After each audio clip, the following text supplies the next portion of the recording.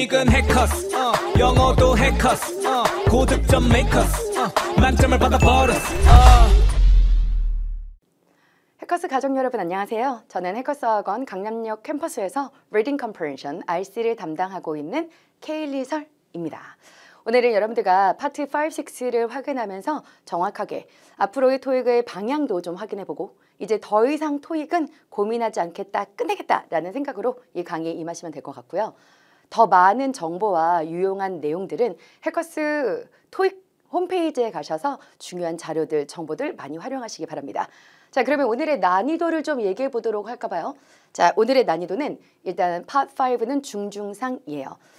많이들 이렇게 생각할 수 있어요. 오늘 좀 어렵다라고 느꼈는데 왜 파트 5가 중중상이냐라고 하면 실제로 문법적인 요소는 평이한 문법이 출제가 됐고요. 그런데 되게 중요한 건 뭐냐면 그 원어민들이 주로 자주 쓰는 표현들 있죠. 또 원래 영어에서 자주 쓰는 표현. 그러니까 내가 생각하기엔 이것도 정답이 될 것 같은데 라고 고민되는 것들이 있었지만 실제로는 영어에서 자주 쓰는 문장들이 보였기 때문에 난이도를 중중상이라고 했어요. 파트 6는 난이도를 중상이라고 말한 이유는 실제로 문법적인 요소가 엄청나게 어렵게 보이진 않았지만 그러나 자주 출제가 되지 않고 어쩌다가 가끔씩 보이는 유형들이 있었기 때문에 또한 독해를 가미해서 문제를 풀어야 되기 때문에 난이도를 중상이라고 파트 6를 잡아봤습니다.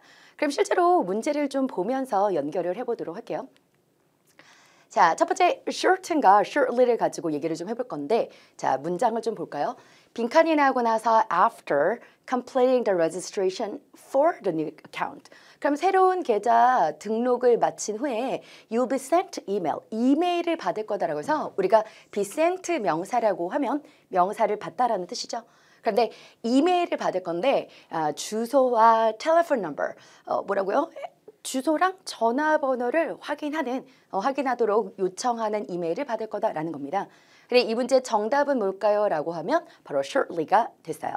근데 여러분 shortly라고 하면 어떤 뜻이 있나요? 라고 했을 때 shortly는 이 after를 수식해주면서 이렇게 자주 쓰는 표현입니다. 그럼 shortly after 하면 바로 직후를 나타내거든요. 그럼 얘는 등록하자마자 등록 절차를 끝내자마자 바로 직후 이메일을 받을 겁니다 라는 표현이었어요.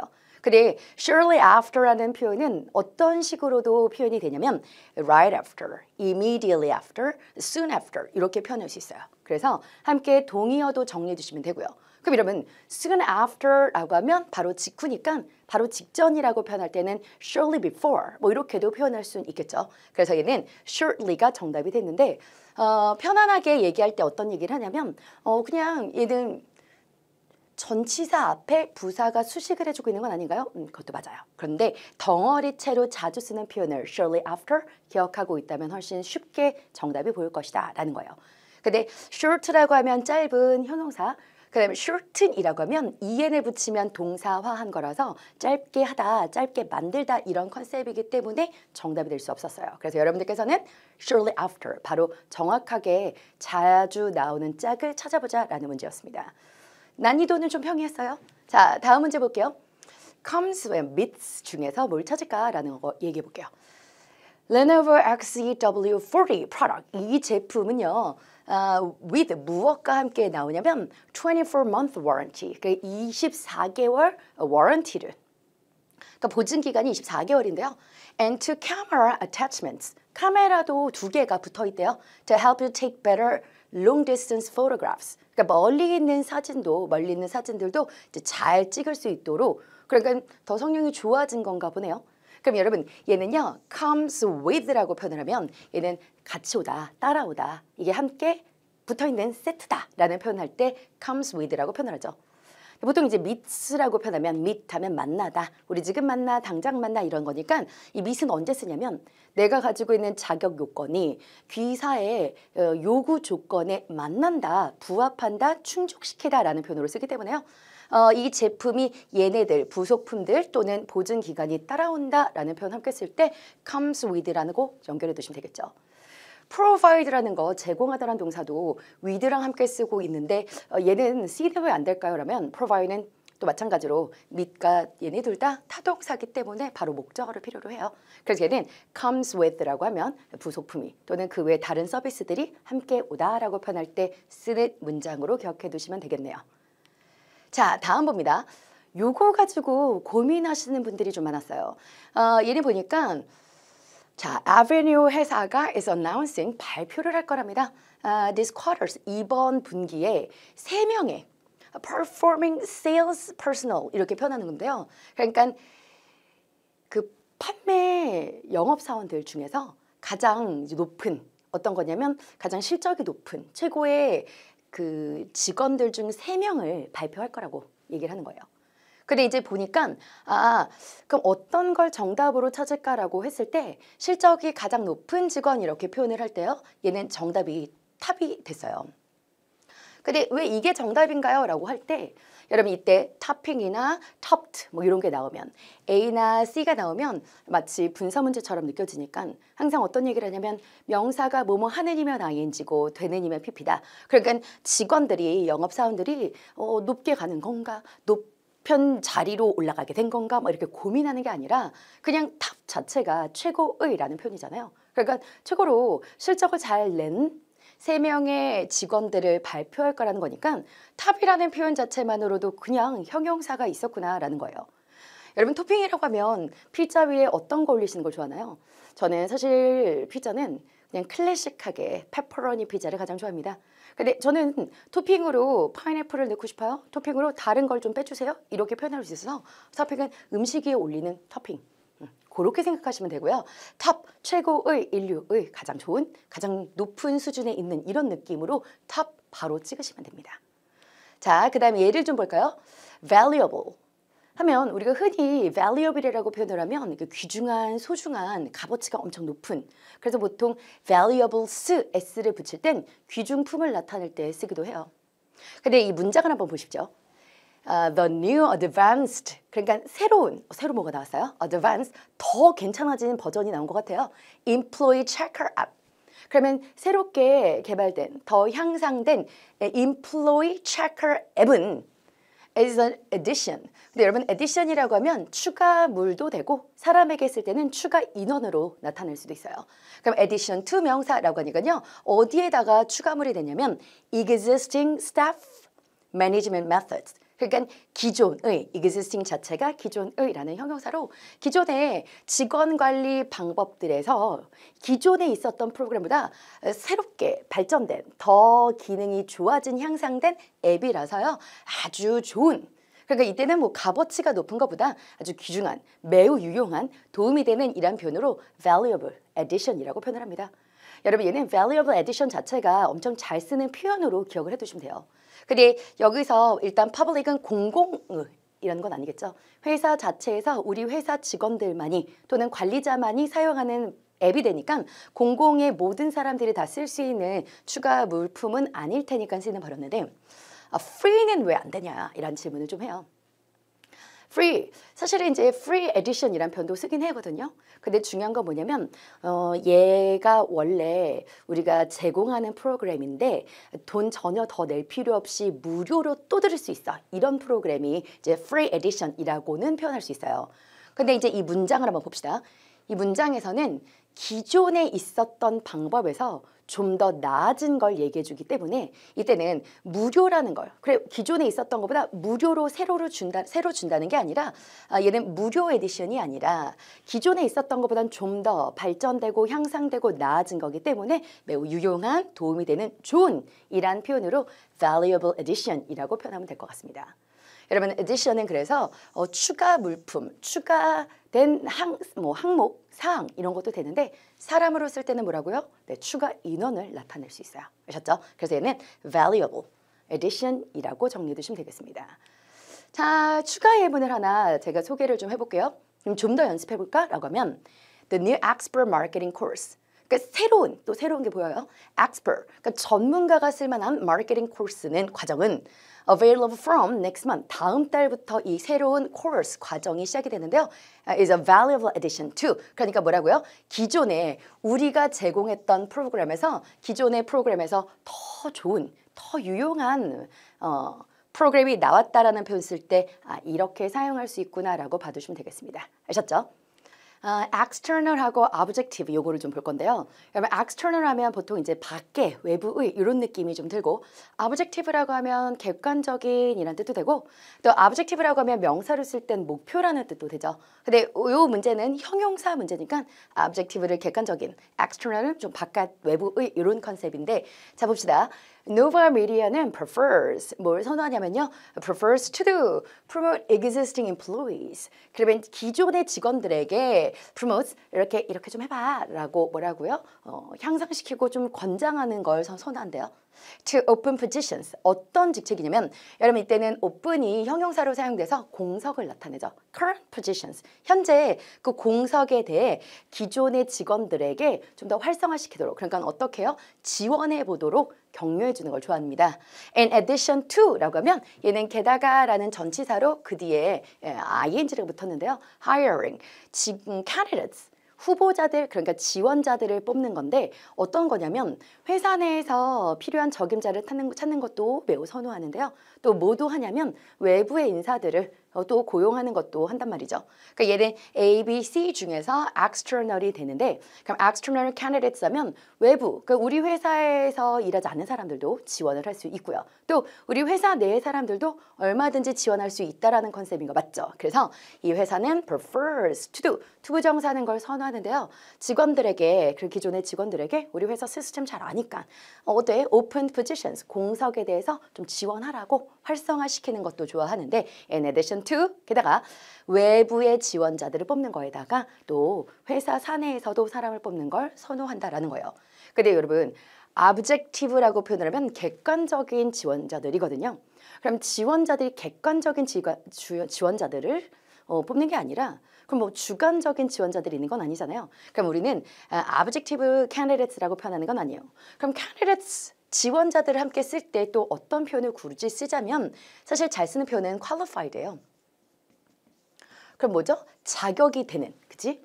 적합한, 그 직책에 적합한 후보자들, 지원자들이니까 qualified candidates라고는 쓰지만 objective, 객관적인 지원자들이라고 쓰진 않습니다. unusual 하면 일반적이지 않은 되게 독특한 생소한 일한 건 아니니까 정답은 external candidates. 그래서 회사 밖에 있는 사람들의 지원도 받고 회사 내에서도 지원을 받겠다라는 컨셉이었다고 생각하시면 되겠네요. 그래서 얘는 외부, 회사 밖의 사람들을 뽑을 때 external candidates 이렇게 표현하면 될 것 같습니다. 자, 요 단어를 좀 볼게요. incur하고 aspire가 보이는데 생소하다라고 느껴져서 고민하셨을 거예요. 근데 이제 봅시다. cellular users. 그러니까 우리 단어 뜻부터 먼저 보고 가자면 incur라고 하면 초래하다. 뭔가를 더 발생시키는 건데요. 주로 비용을 발생시키다라고 잘 써요.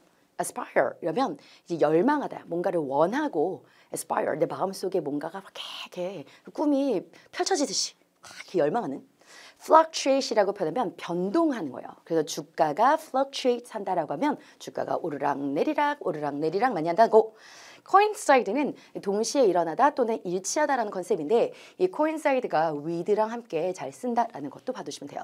자, 그럼 문장을 좀 볼게요. cellular users 휴대전화 이제 사용하는 사용자들이 어떻게 할 수 있냐면요. incur 할 수 있대요. additional fees, 추가 금액을 발생시킬 수 있습니다. 왜요?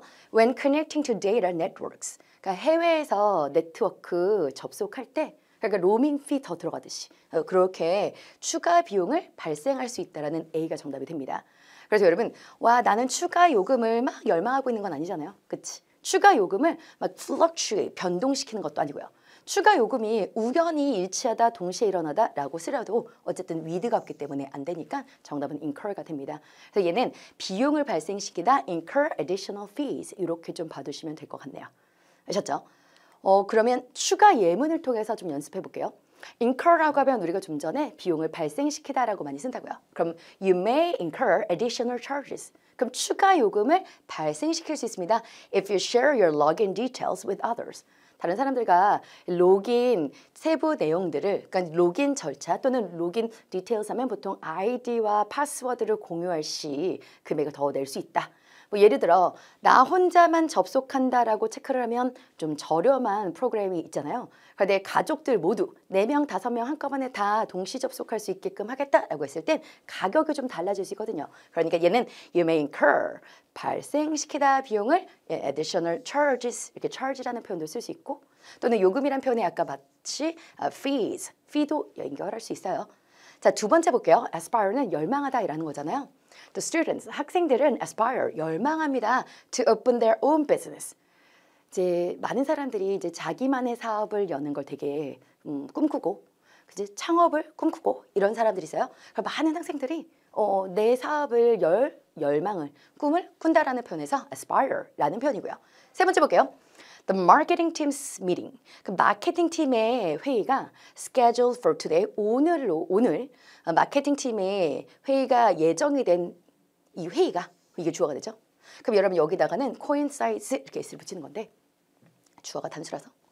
그럼 coincides with the annual staff meeting. 그럼 뭐냐면 연간 그러니까 매년마다 하는 직원들 교육 프로그램과 우연히 일치하다. 그러니까 일정이 겹치다라는 표현으로 사용해서요. coincide는 with랑 함께 쓴다라는 것도 봐두시면 되겠습니다. 자, 다음 요거 볼게요. commit 하고 committed.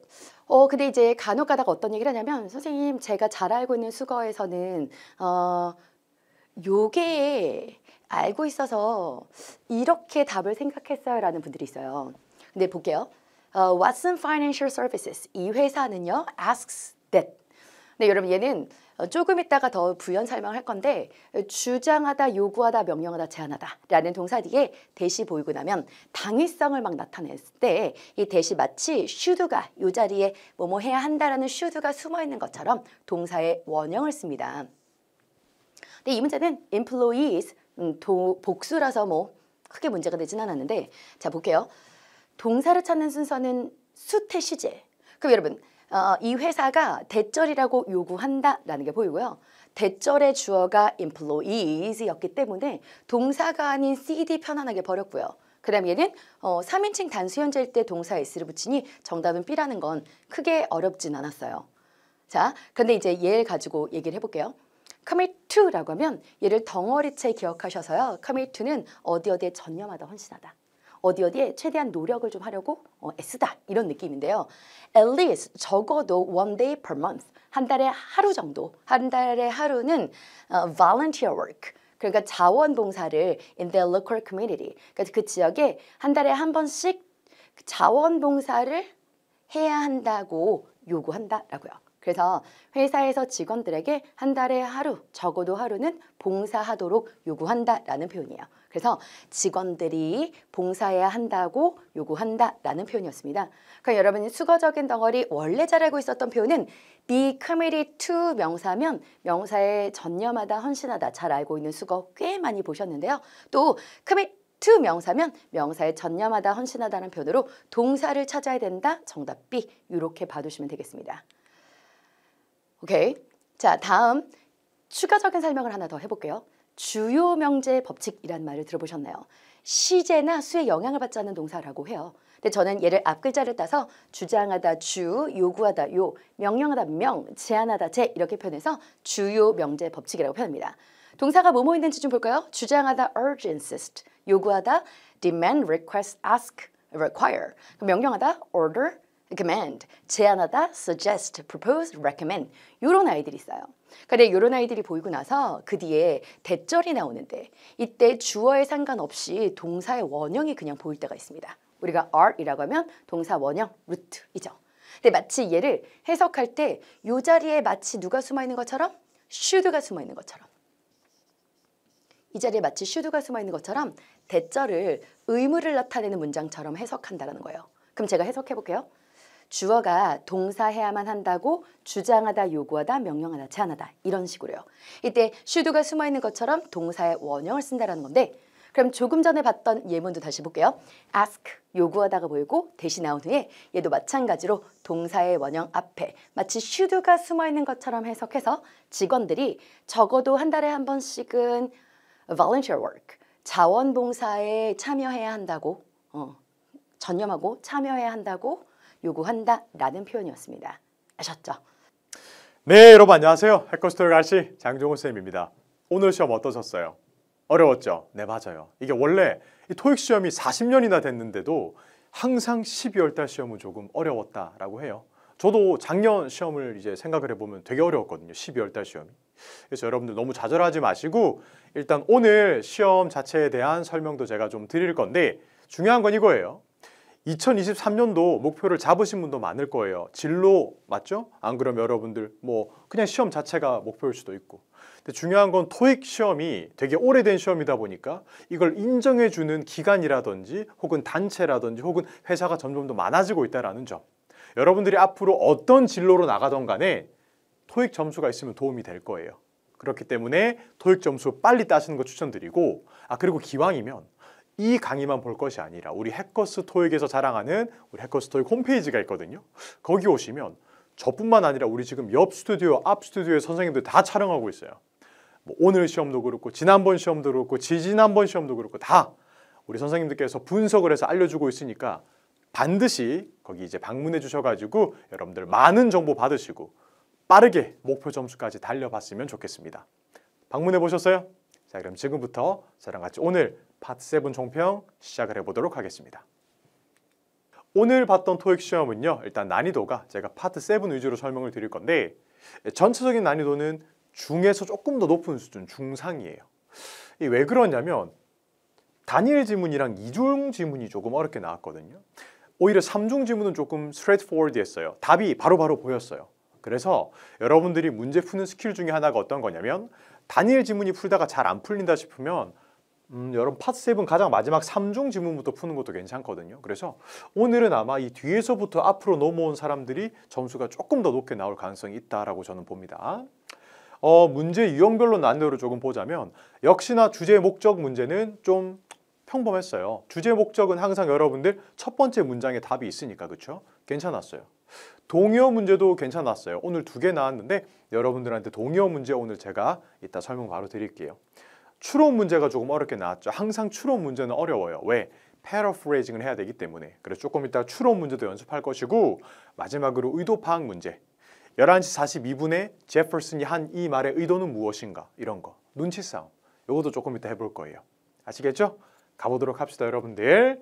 일단 오늘 제가 첫 번째로 여러분들한테 알려드릴 이 문제는 동의어 문제였어요. 이제 학생분들께서 해커스 토익 게시판에 많이 올려주셨는데 dedication이 정답일까? agreement가 정답일까? 이 단어 2개만 보면 별로 헷갈리지 않는데 이 문맥 속에서 과연 이 commitment라는 단어가 어떤 의미로 쓰였는지 알아내는 게 우선순위겠죠. 즉 문장 해석부터 먼저 해볼까요? Their commitment. 그들의 무엇? 뒤를 보니까 to quality. quality라고 말하면 품질이잖아요. 맞죠? 품질에 대한 그들의 뭘까? 바로 전념 혹은 헌신이라는 표현이에요. 전념하는 거, 헌신해서 본인의 노력과 에너지를 쏟아내는 것. enabled, 가능하게 했습니다. 어떤 거요? manufacturer, 그 제조업자가 to achieve, 달성하는 거예요. its sales goal, 이게 판매, 매출의 목표가 있었나 본데 그걸 달성하게 해줬나 봐요. 무엇이? 이 품질에 대한 전념과 집착, 헌신이. 자, 그럼 보기 중에서 이 전념하는 것, 헌신하는 것, 이 단어와 동의어로서 쓸 수 있는 게 바로 dedication일까요? 안 그러면 agreement일까요? 정답은 당연히 dedication으로 나와야 됩니다. 왜? dedication이란 단어가 바로 전념 혹은 헌신하다라는 것의 명사이기 때문에 얘들이 헌신을 했기 때문에 이 목표를 달성했던 거죠. 우리가 토익 점수를 받으려면 헌신을 해야 되는 것처럼 전념하면서. 반면에 agreement 같은 경우는 합의, 동의라는 표현인데 합의하고 동의하는 것만으로는 목표 달성을 하기는 어렵겠죠. 그래서 이게 아니라 정답은 A, dedication으로 가야 합니다. 근데 만약에 다음번 시험에 dedication이 정답으로 나올 수도 있고 아닐 수도 있기 때문에 일단 이 dedication이라는 단어의 쓰임새를 한번 알아보도록 할게요. 제가 만든 예문이네요. 갈게요. Hackers has become the industry leader through its dedication to quality. 해커스는요, 품질에 대한 이 전념을 통해서 업계의 선두가 되었다라는 겁니다. 해커스 보고 있나? 해커스는 이 품질, 이 여러분들이 지금 보고 계시는 유튜브도 열심히 찍고 있고 맞죠? 우리 인강도, 형강도 열심히 하고 있기 때문에 업계 선두가 되었습니다. 아시겠죠? dedication 잘 기억을 해두세요. 전념, 헌신, 몰두 이런 거. 자, 또 갑시다. 다음 문제를 한번 보도록 할게요. 이 다음 문제는 status, class 이 두 단어인데요. 과연 status랑 class가 어떻게 다른지 문맥 속에서 알아보도록 하겠습니다. 갑니다. CEO, 어떤 우리 회장님 CEO라고 부르잖아요. 계획하는 거예요. 뭐를요? merge. merge가 뭐예요? 여러분 혹시 M&A라고 알고 있어요? M&A? M&A가 여러분들 어떤 거냐면 인수합병을 의미하는 건데 merge, 이거에서 이제 merger 이렇게 되면 이제 인수합병, 합병이라고 보시면 되겠죠. two company, 회사 두 개를 합병을 하려고 해요. 왜요?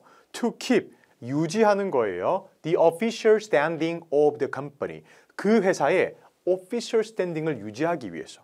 스탠딩이 뭘까? 물론 지금 저도 서 있죠. 이것도 스탠딩이에요.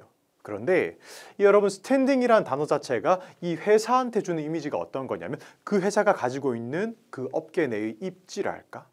저는 입지라고 봅니다. 이것을. 입지, 지위 이런 것들. 그럼 보기 중에서 스테이터스가 정답일까? 클래스가 정답일까?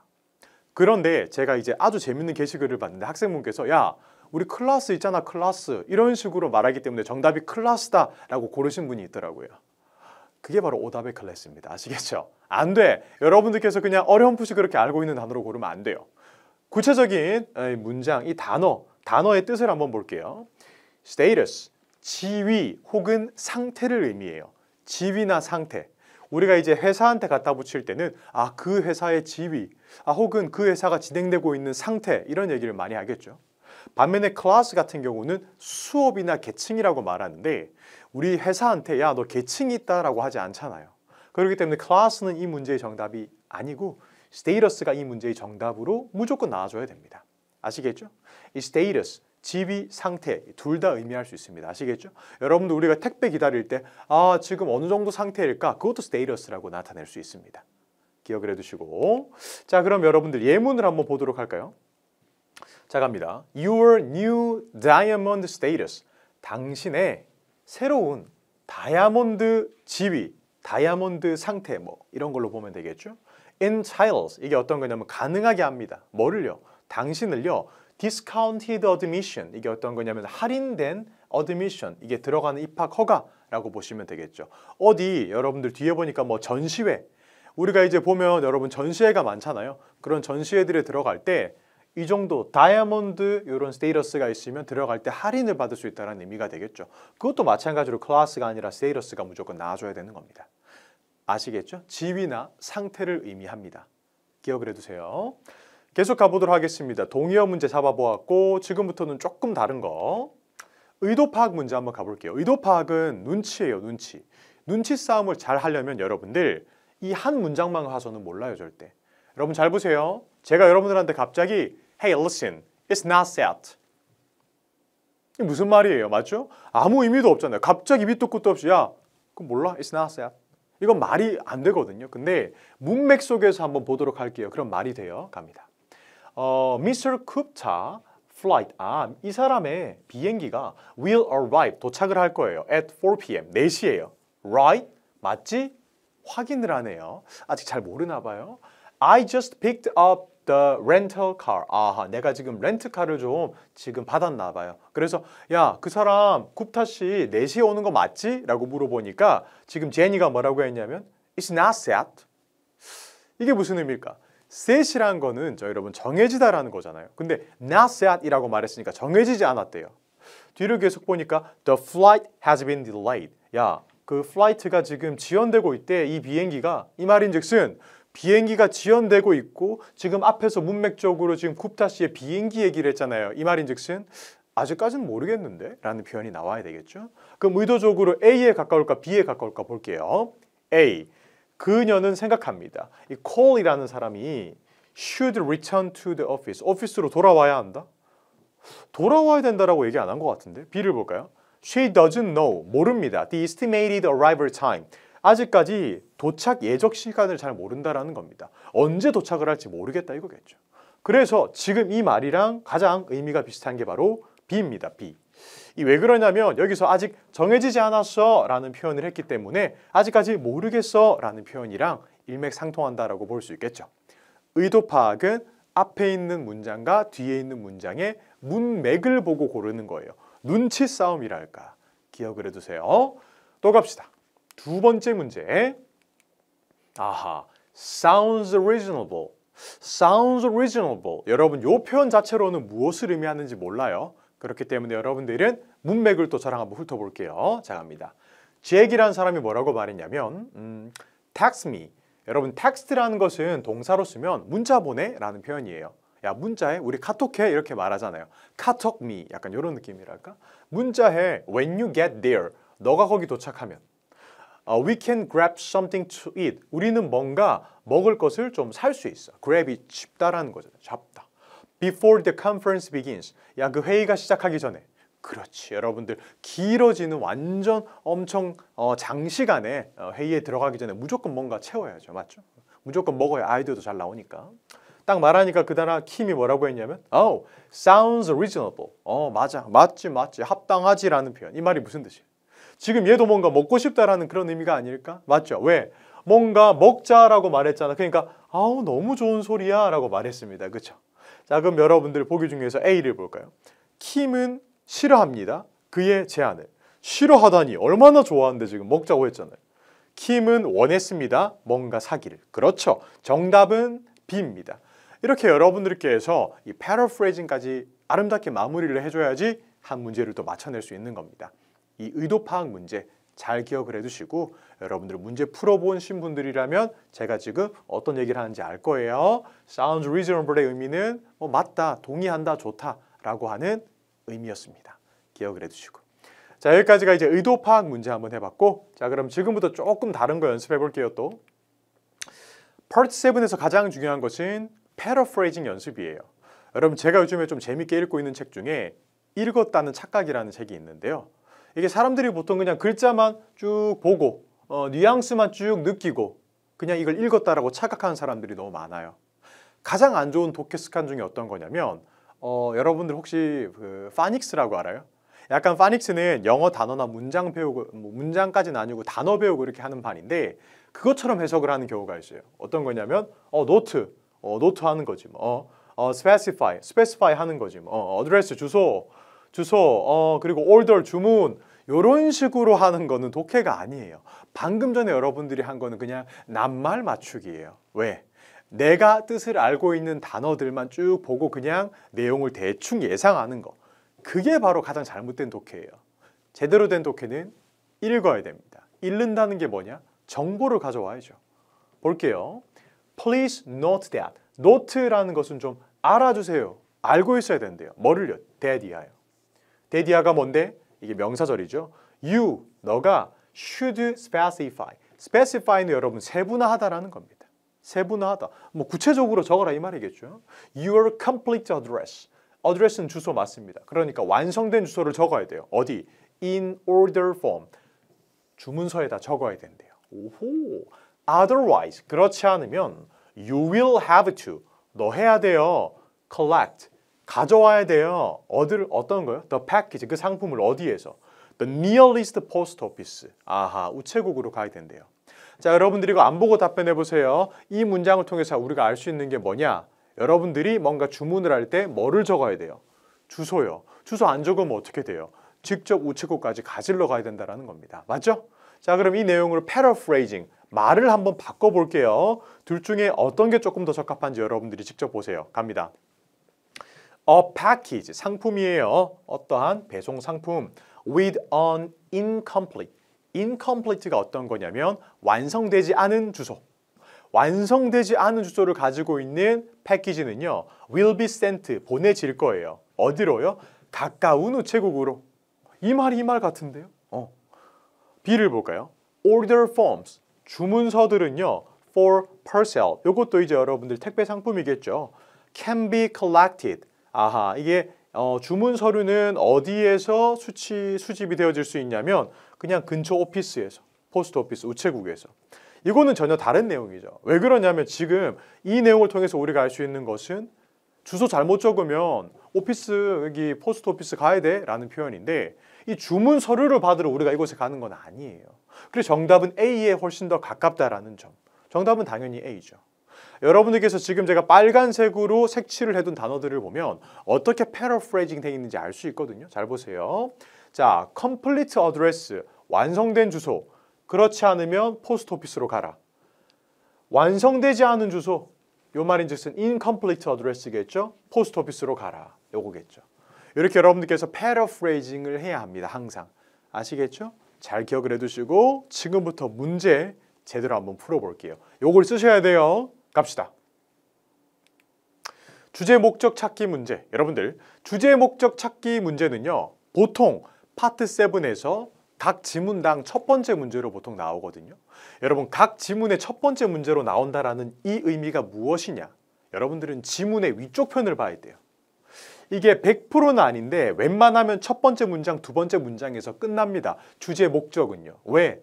그게 이제 여러분들 두갈식이라고 부르죠. 두갈식. 이 중요한 내용, 주제 목적은 항상 앞에 적으라는 게 이 비즈니스의 첫 번째 원칙이니까. 여러분들이 첫 번째 문장의 위주로, 첫 번째, 두 번째 문장 위주로 보셔야 돼요. 자, 갑니다. 주제 목적. 첫 번째 문장을 볼까요? A meeting, 미팅이 will be held, 열릴 거예요. 어디에서요? In the building's main conference room. 어떤 거? 이 빌딩에 있는 가장 주 회의실에서 열릴 거래요. 미팅이. 뭐가? 미팅이 열릴 거래요. 미팅을 알려주는 것 같은데요. 뒤를 보니까 to, 뭐 하기 위해서? to 부정사. welcome, 환영하기 위해서. 누구를요? The newly hired staff. newly hired staff가 누구예요? 맞습니다. 신입사원분들을 위해서. 그럼 여러분들 머릿속에 정리. 자, 이 지문이 적힌 이유는 뭐냐면 미팅이 있습니다. 누굴 위해서? 신입사원들을 위한 미팅이 컨퍼런스룸에 열린다. 이 내용을 지금부터 여기서 찾아보는 거예요. What is the notice about? 여러분들 이 공고, 안내문이 적힌 이유가 뭔가요? 라고 물어보는 거겠죠. 주제 목적. A. A celebration in honor of top executives. top executives가 어떤 거냐면 여러분들 우리 CEO라고 말할 때 이 대표님들, 높은 임원급들, 이제 간부님들, 임원 간부님들을 위한 셀러브레이션 축제가 벌어진다? 아니었죠. 우리는 신입사원분들을 위한 축제가 벌어진다라고 했죠. B를 볼까요? A welcome ceremony for new employees. new employees라는 이 단어가 패러프레이징 돼가지고 newly hired라는 의미가 된 거예요. 그 정답은 무조건 B입니다. 고민을 하지 마세요. 여기서 보면 newly hired staff가 new employees니까. 아시겠나요? 물론 지문에서는 ceremony라는 단어는 없었지만 보기 중에서 meeting이라는 게 바로 ceremony랑 이렇게 패러프레이징이 될 수도 있다는 점. 요거까지 꼭 기억을 해주셔야 됩니다. 계속 가보도록 하겠습니다.